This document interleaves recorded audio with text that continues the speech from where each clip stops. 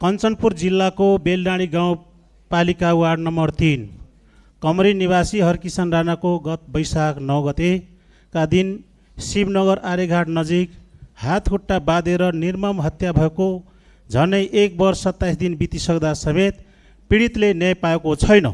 आज सिङ्गो राणा थारू समुदाय बाध्य भएर सडकमा विरोध प्रदर्शन गरेर पीडितलाई न्यायको भिख माग्नु परेको छ। सुशासनको दोहाई दिने सरकार के एकजना निर्दोष नागरिकको हत्या हुँदा सत्य तथ्य छानबिन गर्ने सामर्थ्य राख्दैन? लोकतान्त्रिक व्यवस्थामा के न्याय मरेकै हो त?